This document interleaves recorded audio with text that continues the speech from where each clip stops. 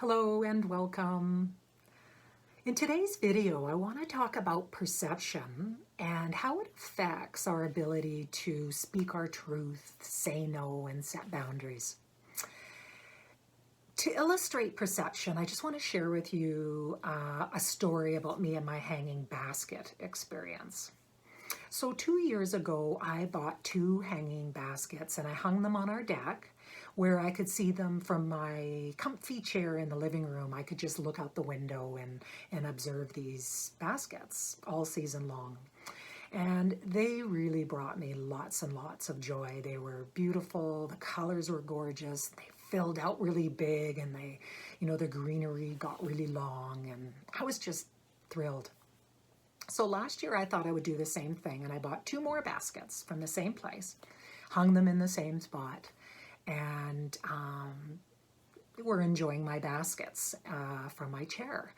But I noticed one day I was looking at these baskets, which I was loving like the day before, but I noticed myself, excuse me, comparing them to last year's baskets.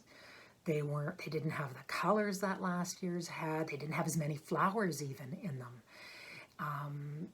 And it was really starting to disappoint me. I mean, now I wasn't looking at these baskets with joy. I was kind of feeling really disappointed that, maybe I was even ripped off. I didn't get as much this year as I got last year, for the same amount of money. But I caught myself and I thought, hang on. Yesterday these baskets were beautiful, but today you're looking at them through this lens, through perceiving them, through comparing them to last year's.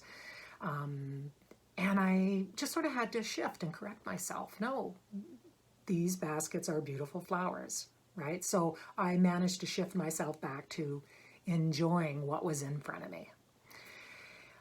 So that was good. But then I noticed like the next day or soon after, I was looking at both baskets and then starting to compare each basket with the other one and noticing that one was bigger than the other, one had more flowers, one was filling out a little bit better, and I was like experiencing, a real disappointment again looking at these flowers. That's really disappointing that one of them's not going to be as big as the other, and I like to feel that balance, when I look at them. Anyway, again, I caught myself and said, Linda, the flowers are flowers. How I'm choosing to look at them in this comparative attitude is what's affecting how I'm feeling about them. So I caught myself again and went back to enjoying the flowers for what they were, right? And then another time I actually caught myself getting sad. I must have been in a sad mood because I started to realize, wow, these flowers are not going to be here all season. They're going to die off. I'm going to have to let them go, and how sad that was going to be. And again, I was like, Linda, what are you doing? Looking at these beautiful flowers. They're beautiful right now. And all you can see is how they're going to die at the end of the season. So just, a lot of catching myself in how I was perceiving these flowers. And these flowers were still in their prime. They were beautiful, they were filling out, right? So the flowers were flowers, but how I was looking at them was really affecting my experience of them. So, and we can relate this to how we're experiencing what's ahead in the area of having to speak our truth or say no or set a boundary, right? We can really look at situations like that with so much fear, with what is that person going to think of us? We're going to disappoint people. And right, it colors the simple, I know it's not simple, but really the fact that we're going to say something to somebody, they're going to respond, and then we're just going to have to deal with it. It's going to be a relationship that we're going to have to deal with. That's the facts, right? That it's just something that needs to be said, something that needs to be figured out, something that I need to do. But with all this feeling I'm having about it, it could scare me away from doing it, or it could affect the whole way I do it, right? Maybe it won't turn out as well if I'm coming from a feeling of fear or inferiority or concern that I might disappoint or let somebody down. So what we can do at this point is check our perception. How are we perceiving something? in order to prepare ourselves to deal with a situation differently.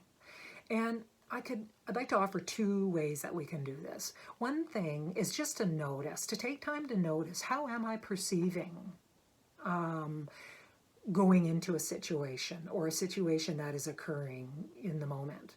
How am I feeling? How am I thinking? What am I believing about myself? And how is it affecting how I'm acting and how I'm managing the situation? So a real check-in, because how we're thinking and feeling isn't necessarily true. So we really got to, and we know if it's uncomfortable, that we really need to take note. How are we feeling? And can I shift something here? The second real cool way we can really check in with how we're perceiving something, and especially if it's scaring us, is kind of take ourselves into the future, like way into the future. Maybe we were even on our deathbed and we're looking back at our life and we're looking back at this very moment in time and this experience that we're having. And how would we be feeling about it then? How would we be looking at it? Would we be as full of fear or as scared? Or maybe we might look at it and go, you know, Linda, you really didn't need to worry about it. It really wasn't that big of a deal. From where I'm standing now, you had everything you needed to step into it and step into the fear and manage it.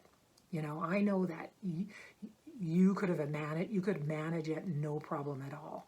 So we could take that perspective from the future, looking back, and then come back and say, so with that perspective, how am I looking at the situation now? Does it free me up with a little bit more courage that I can step into this boundary setting situation? So perception, right? Check in. How are we perceiving something? Is it true how we're perceiving? And can we shift our perception to support ourselves to step into these really scary situations of setting boundaries and speaking our truth? And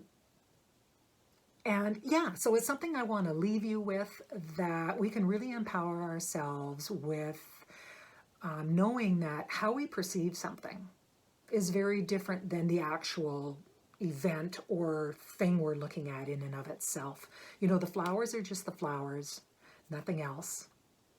And the fact that we have to say no and set a boundary is just a conversation that can be worked through. That's all it is. How we look at it and how we feel about it can be shifted. And we can do this. We can stop and take a look at something and choose to look at it differently and choose to step into it and grow from it. And by doing that, we can shift our experiences. And in the case of saying no, we can really shift our relationships for the better going forward. So I'd love to know your takeaway in this video, any comments or questions you might have on this topic of perception. As well, I'd like to invite you to subscribe to my channel if you haven't, if you'd like to see more of this kind of content. And as well, join my Facebook group, or better yet, if you'd like some support in your own experience with managing your perceptions so that you can move through saying no and setting really strong boundaries in your relationships, sign up for a free mini coaching session with me, and I'll leave the links for all of those in the comments below. So until next time, again, do take care and really be kind to yourself. And bye for now.